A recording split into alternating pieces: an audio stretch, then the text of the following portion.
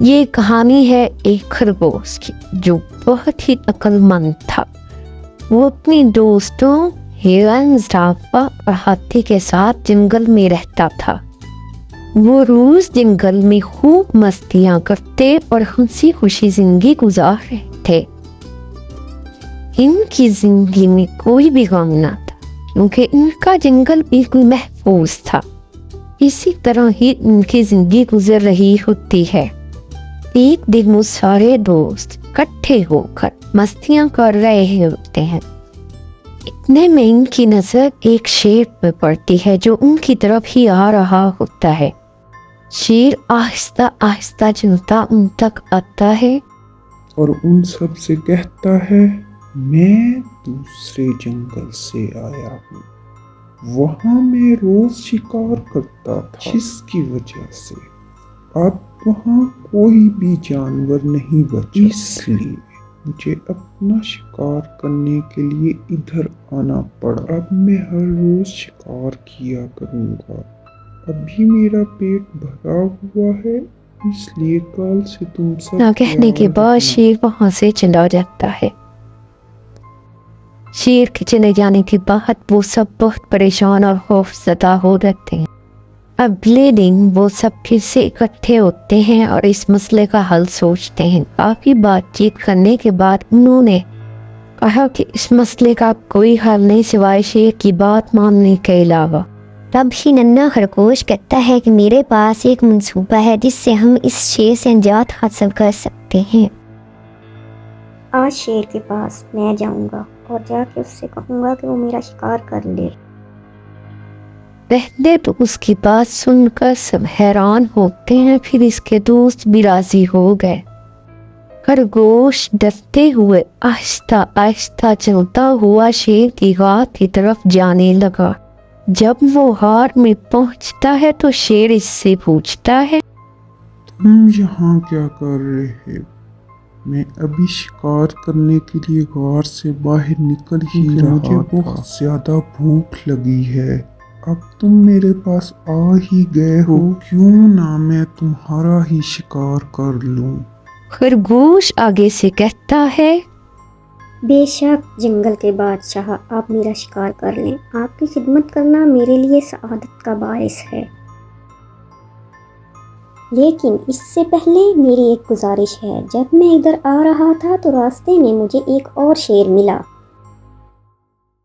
جس نے میرا شکار کرنا چاہا، تو میں نے اسے آپ کے بارے میں بتایا۔ ہمارے جنگل کے بادشاہ آپ ہیں اور صرف آپ ہی ہمارا شکار کر سکتے ہیں۔ تو اس نے آگے سے آپ کا مذاق اڑایا اور کہا کہ وہ روکے گا مجھے ادھر سے شکار کرنے سے۔ اگر اس میں اتنی ہمت ہے تو اپنے بادشاہ کو میرے پاس لے کر آؤ اور وہ آ کر مجھ سے مقابلہ کریں، پھر دیکھتے ہیں کون جیتتا ہے۔ شیر غصے سے کہتا ہے، کیا کہا اس نے میرے بارے میں؟ اس کی اتنی ہمت کہ وہ میرا مذاق اڑائے؟ جانتا نہیں ہے کہ میں کتنا طاقتور ہوں۔ کوئی بھی میرے آگے بولنے کی آج تک ہمت نہیں کر سکا۔ ابھی مجھے اس بدبخت کے پاس لے کے چلو، میں اسے ایسا مزہ چکھاؤں گا کہ زندگی بھر یاد رکھے۔ یہ کہہ کر شیر اور خرگوش وہاں سے چل پڑتے ہیں۔ جب وہ ایک کنویں کے پاس پہنچتے ہیں تو شیر کہتا ہے، کدھر رہتا ہے وہ؟ آگے سے خرگوش کہتا ہے، بادشاہ سلامت، بس ادھر اس کے اندر ہی رہتا ہے وہ۔ شیر کنویں کے اوپر چڑھ جاتا ہے اور کنویں کے اندر دیکھتا ہے تو پانی میں اسے اپنا عکس نظر آتا ہے، تو وہ زور سے دھاڑتا ہے۔ آگے سے دوسرا شیر بھی دھاڑتا ہے تو شیر خرگوش سے کہتا ہے، تم نے بالکل ٹھیک کہا تھا، یہ مجھے بہت ضدی لگ رہا ہے، اس طرح نہیں مانے گا، تم ادھر رکو، میں ابھی اسے یہ کہنے کے بعد شیر کنویں میں چھلانگ لگا جاتا ہے اور ڈوب کے مر جاتا ہے۔ خرگوش اپنے منصوبے کے کامیاب ہو جانے پہ بہت خوش ہوتا ہے۔